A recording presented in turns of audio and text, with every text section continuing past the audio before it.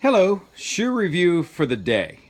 For those of you who have had the similar challenges of constant changes in model styles that we have seen for the last, I don't know how many years, for those of you who are Hoka lovers and have had no problems with the Hokas, I'm happy that works for you, but I have personally had some challenges. And for those of you who have very high arches and wide feet, the original Hoka Bondi, which was my favorite for years, and this is it here, had very good durability, great toe box area, and this was the standard, not any larger size. And the size E is actually very, very large. So I normally would buy my Hokas just about a half a size larger.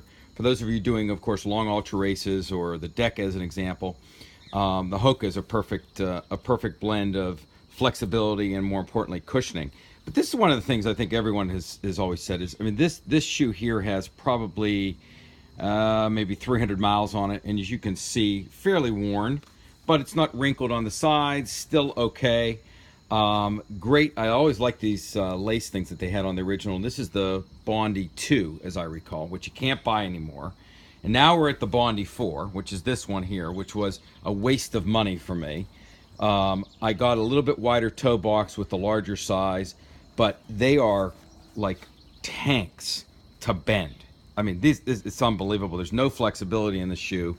Kind of the same blown rubber on the bottom as the Bondi 2, but just the feel and the toe box, completely different. And that's the one thing that just I think a lot of us struggle with is just the change of the brands. So I made a conversion to just try the Ultra, what is this? The Olympus as an alternative, and I had heard of them before. And I'm not a big believer in switching all the shoes, trail running shoes, road running shoes. You know, one shoe hopefully can do the vast majority of it. The one problem with doing so much trail running is the tendency is the fabric does break down with all of the mud. But I bought the road shoe. So this is the Ultra Olympus road shoe. And the one thing right off the bat that's completely different is the Vibram sole. It is very, very durable. And these shoes here have about 460 miles on them.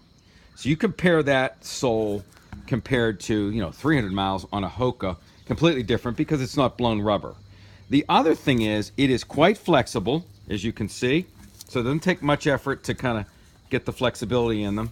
The only two challenges, and I've heard there's been some issues with the Ultras in terms of the seam splitting. The only thing I've had so far, and this is with a fair amount of trail running, thrown in the washer a few times because Jan would scream at me as I'm bringing in all the mud. There is just a little bit of, you can see right here, and that has no effect on the, let me see if I can show you here. That's just actually this little, whatever you want to call this little piece here that's attached to the overall fabric, but it's actually not pulling from behind. That's the only thing I have seen in terms of wear with that amount of mileage. And on the inside, if you can see, that's just from rubbing. It has no effect on it, but it's just a little bit of wear from that side. I have to say, for those of you who are interested in a new shoe that has a very, very wide toe box, zero drop. They're not all completely zero drop. It's fairly close to the Hoka. I would say between the two of them, this one and this one, I didn't really notice any difference. Big comfort, the comfort side, it's about the same. But overall, the flexibility and the fit is dramatically different than the new Hoka Bondi 2.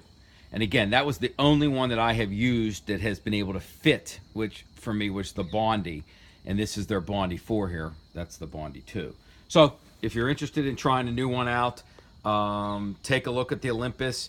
You have to shop around. They're not cheap, but I was able to get these, I think, for about 110. And they show a lot of places that they're 150 like the typical Hoka. But if you shop around Runner's Warehouse, there's sales on them. I would suggest this for the Ultra.